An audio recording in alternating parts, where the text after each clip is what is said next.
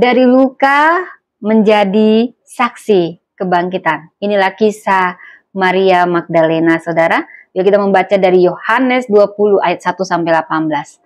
Saudara, terkadang luka adalah jalan masuk bagi cahaya dan air mata menjadi tempat Yesus memanggil nama kita. Saudara, saya ingin membawa Anda lebih dalam kisah Maria Magdalena. Pagi itu masih sangat gelap. Pagi-pagi buta, saudara. Bukan hanya langit yang muram, tapi hati Maria juga redup, seolah hidupnya telah mengubur seluruh harapannya. Seolah hidup sudah membuat dia tidak punya pengharapan lagi. Karena baginya ketika Yesus mati, dia pun sepertinya mati. Mati bersama tubuh sang guru. Dia lupa ada kisah di balik kegelapan itu. Ada satu hal yang tidak ikut mati, yaitu kesetiaannya. Dan Maria Magdalena tidak bisa duduk diam di rumah duka. Luka di hatinya terlalu dalam untuk dibungkap.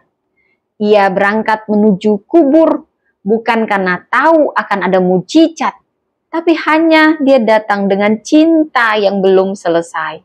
Dia datang bukan membawa jawaban sebenarnya, dia datang dengan air mata, saudara.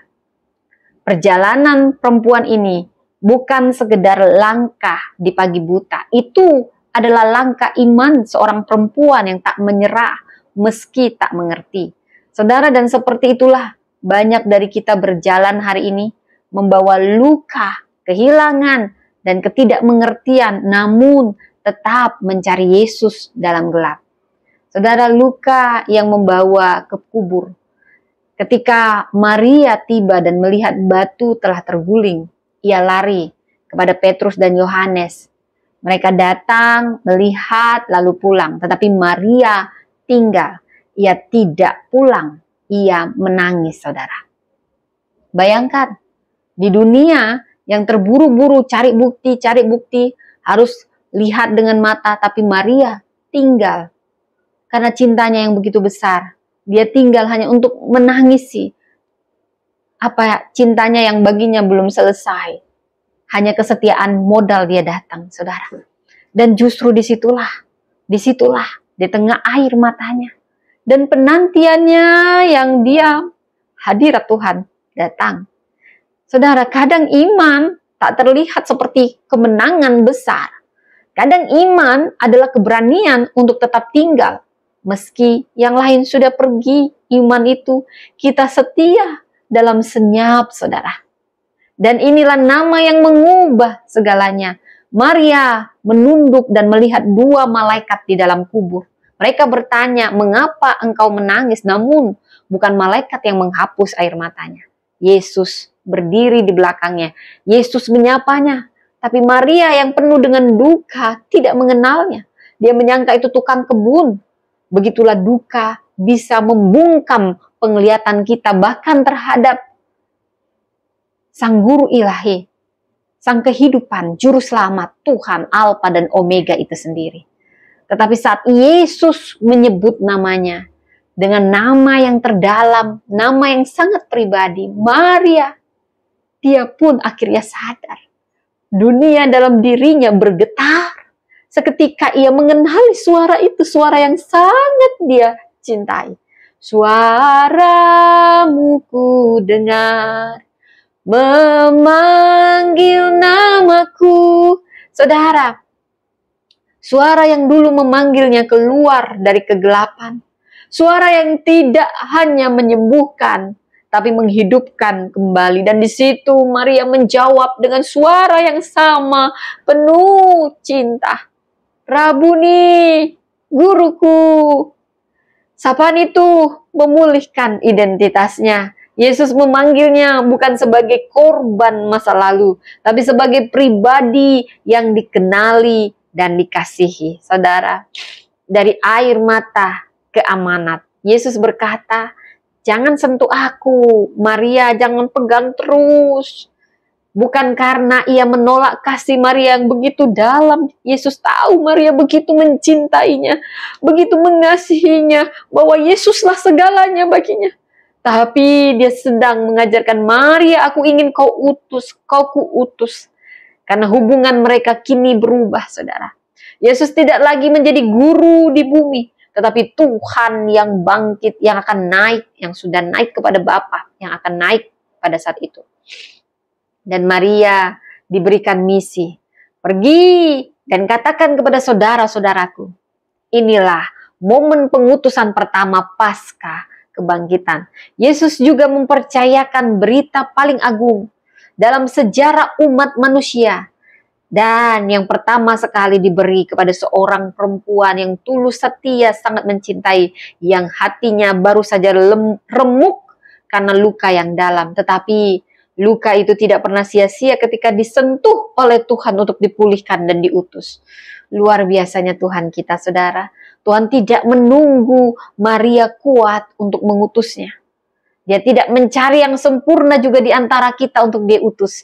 Tapi percaya dia akan memperlengkapi dan menyempurnakan kita untuk pengutusan. Dan dia memanggil dan mengutus di tengah luka yang baru mulai sembuh. Saudara, ini refleksi bagi setiap kita. Maria adalah gambaran kita semua. Kita mungkin pernah dihancurkan oleh masa lalu. Kita yang pernah berjalan dengan air mata dan hati yang kosong. Saudara, kita yang tak pernah mengenali hadirat Tuhan karena terlalu terbenam dalam luka. Tetapi juga kita yang dipanggil dengan nama. Kita yang dipulihkan bukan untuk bersembunyi, tapi untuk bersaksi. Kita yang diutus bukan karena sempurna, tapi karena setia untuk tinggal meski dalam tangis. Ini pesan untukmu yang mendengar, ini bukan suatu kebetulan kau mendengar.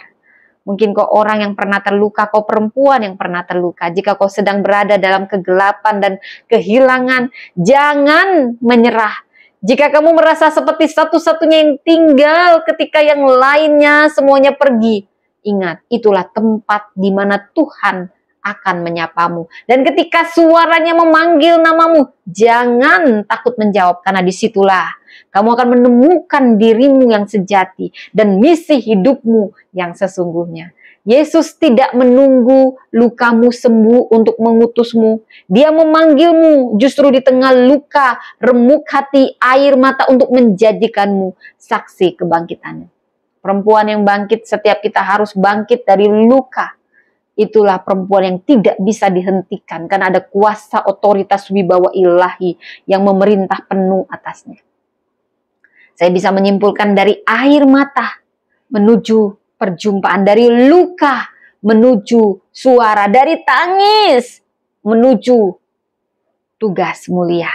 Maria Magdalena adalah kisah kita semua. Perempuan yang telah disentuh oleh kasih Tuhan, dipanggil dengan nama dan diutus dengan nyala baru. Engkau juga bisa menjadi seperti Maria, bukan karena tidak pernah terluka, tetapi karena Tuhan menjadikan luka itu sebagai altar perjumpaan. Dan dari tempat itulah engkau akan berseru, aku telah melihat Tuhan. Dari sini kita belajar dari luka menjadi saksi kebangkitan. Kita harus memiliki kesetiaan bahkan di tengah kegelapan. Seperti Maria Magdalena, bahkan pagi-pagi benar hari masih gelap dia pergi ke kubur. Dia tetap setia mencari Yesus meskipun tidak ada kepastian. Kegelapan tidak memadamkan kesetiaannya. Kesetiaan dalam iman Kristen bukan diuji saat terang, tapi justru saat kabut menyelimuti harapan. Kita semua mungkin akan ada saatnya menghadapi masa tidak pasti, baik dalam keluarga, pelayanan, atau kesehatan. Maria kisahnya mengajarkan kita jangan berhenti mencari Tuhan hanya karena keadaan gelap. Setia itu bukan merasa, tapi memilih tetap berjalan. Dan kita bisa belajar menangis yang jujur di hadapan Tuhan. Maria berdiri dekat kubur dan menangis. Maria tidak menyembunyikan dukanya, dia menangis dengan tulus. Dan air mata bukan tanda kelemahan, tapi ekspresi iman yang sedang bertanya. Dan Yesus sendiri pernah menangis. Karena itu setiap kita dituntut untuk kuat. Tetapi Maria menunjukkan bahwa menangis di hadapan Tuhan pun adalah bentuk keintiman, kekuatan sejati. Tuhan tidak mengabaikan air mata kita. Dia menafsirkannya sebagai doa yang terdalam.